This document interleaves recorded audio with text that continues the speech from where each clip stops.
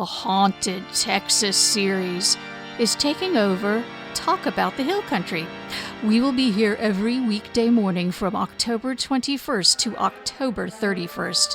If you miss a story, hear it on Halloween night starting at 6 p.m. The broadcast is being carried on KNAF AM 910 and KFAN 107.9 Texas Rebel Radio. Our sponsor is the Mason County Historical Society. These eerie, sometimes gory, and always fascinating haunted Texas tales are being brought to us by historians and educators from the Texas Historical Commission, the Texian Blog, and the Texas Center at Schreiner University.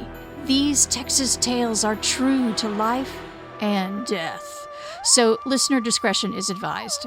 Now settle back and enjoy HC Broadcasting's presentation of Haunted Texas. Howdy, y'all. Ben the Texian here. I work at the Texas Center at Schreiner University, but Texas isn't only my job, it's my hobby, which makes it the perfect job for me. One of my hobbies, wrapped up in my love of Texas, is collecting Texas folklore. And some of that folklore, of course, are ghost stories. And since we're in the midst of spooky season, I'll be sharing one of those stories with y'all today.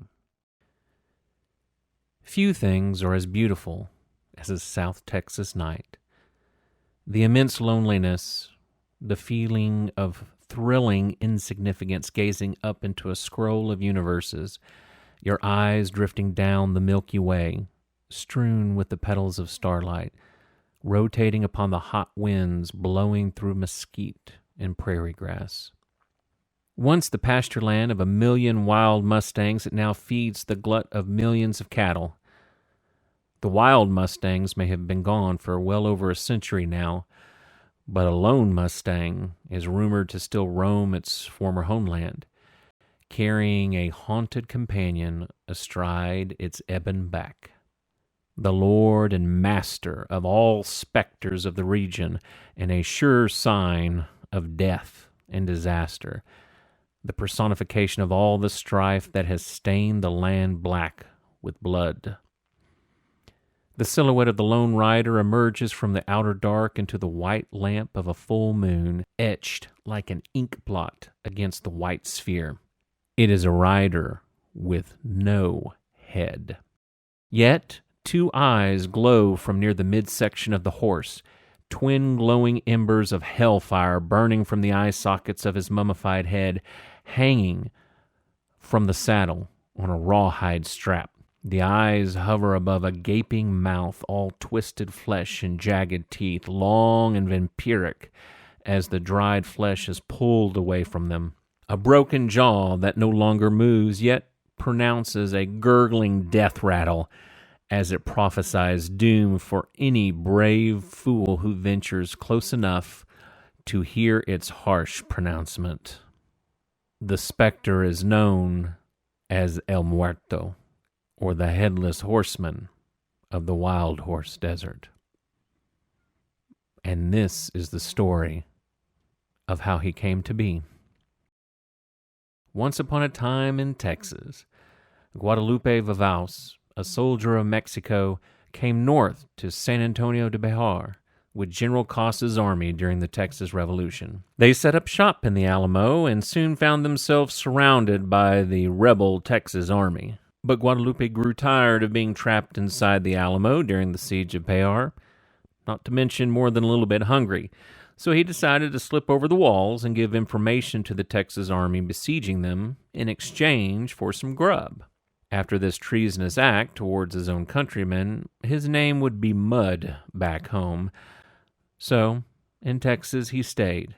One of the Texans who took down the information he shared about the Mexican army was a teenager named Creed Taylor. After the Revolution, Guadalupe found life in Texas as a former Mexican soldier to be quite awkward. As he struggled to make ends meet in his new homeland, he finally got tired of working and went to thieving. He joined a gang of bandits and began lifting horses from settlers all around the San Antonio region. Driving his stolen property ahead of him, his eyes blazing and nostrils flared like the terrified steeds around him. Back and forth between San Antonio and Laredo, Guadalupe Vivas roamed. But now he had taken on the name of El Bandito Vidal to throw authorities off the scent. El Bandito Vidal made quite lucrative hauls for about a year, outrunning the Rangers and becoming more of a thorn in their sides than any Apache or Comanche. His luck ran out, though, when he stole the wrong man's horse. And that man was Creed Taylor. The teenager that Guadalupe once met was now close to 30. He was also now a Texas Ranger. And among Taylor's best friends at the time was another ranger, William A. Wallace. You may know him better as Bigfoot Wallace. As a ranger, he had rode with Jack Hayes and Creed Taylor during Indian fights and in the fire and smoke of the Mexican War. Wallace moved to Texas on a vendetta. His beloved older brother and beloved cousin were both murdered in the Goliad Massacre, but Wallace had come too late to take his vengeance at San Jacinto, so he would take every chance he could thereafter. Now Bigfoot Wallace rode with Creed Taylor in search of the stolen horses. Attention Hill Country residents. Join the Mason County Historical Society for our annual meeting on Thursday, November 22nd at 6 p.m. in the Stribley Room of the Mason Library. This year, we're thrilled to welcome geologist Brian Hunt from UT Austin, who will take us on a fascinating journey through the geology of Mason County. Discover how our landscape evolved from ancient seas to the era of dinosaurs and even mammoths. Bring your rock samples for identification and enjoy refreshments as we delve into our local history together. Everyone's welcome, no membership required. For more information, visit us on Facebook or at masonmuseums.org. Let's find out together what's under our feet. Don't miss this enriching experience with your community. Wallace was famed for his tracking skills, knowledge gained through many a fight with Apache.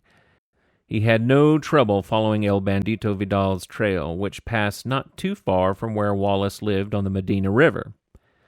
It seems Vidal was riding further west than he usually did on his trip back to the border.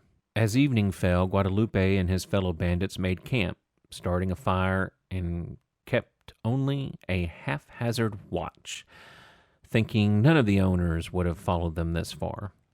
Staring into the low, glowing coals of the campfire and beginning to fall asleep, they suddenly heard a snap in the woods.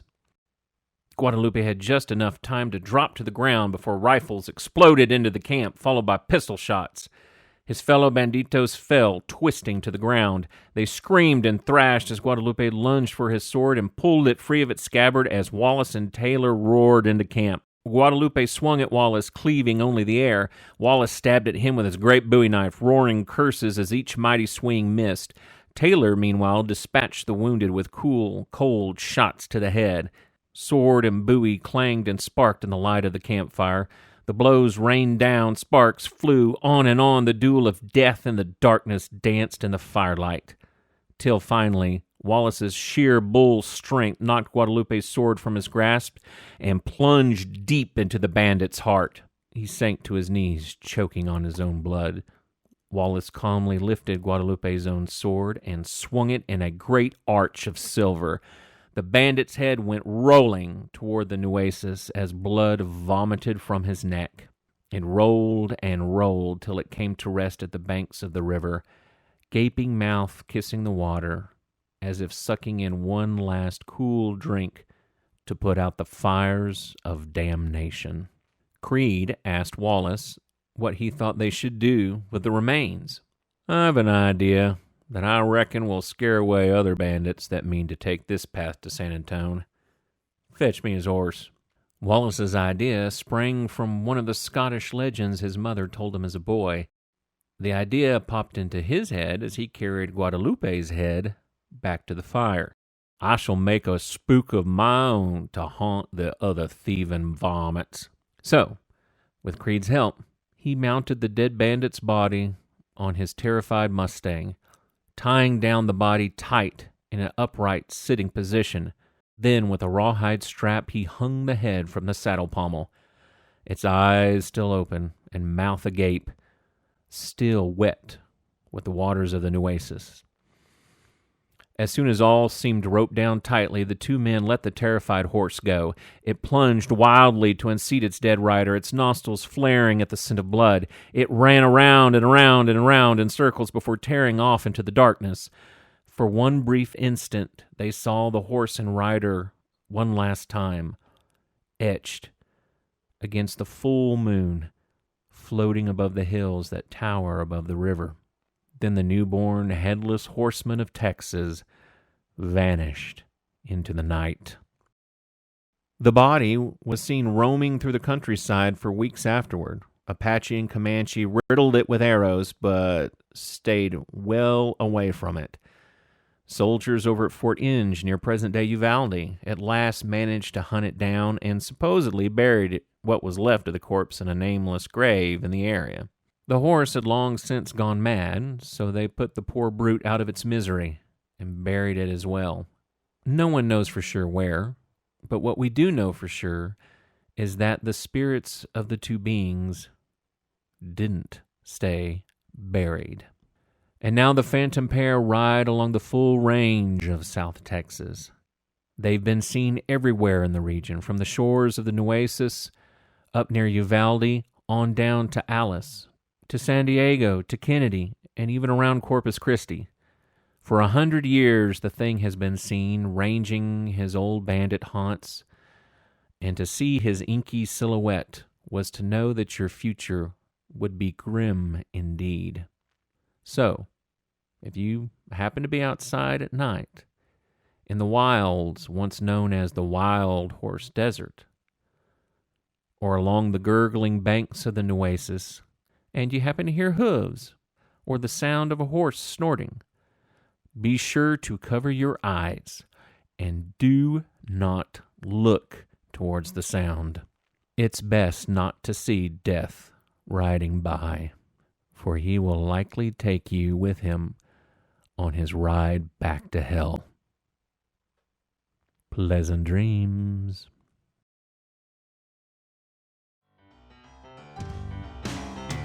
Attention Hill Country residents. Join the Mason County Historical Society for our annual meeting on November 22nd at 6 p.m. in the Stribley Room of the Mason Library. This year, we're thrilled to welcome geologist Brian Hunt from UT Austin, who will take us on a fascinating journey through the geology of Mason County. Discover how our landscape evolved from ancient seas to the era of dinosaurs and even mammoths. Bring your rock samples for identification and enjoy refreshments as we delve into our local history together. Everyone's welcome, no membership required. For more information, visit us on Facebook or at masonmuseums.org. Let's find out together what's under our feet. Don't miss this enriching experience with your community.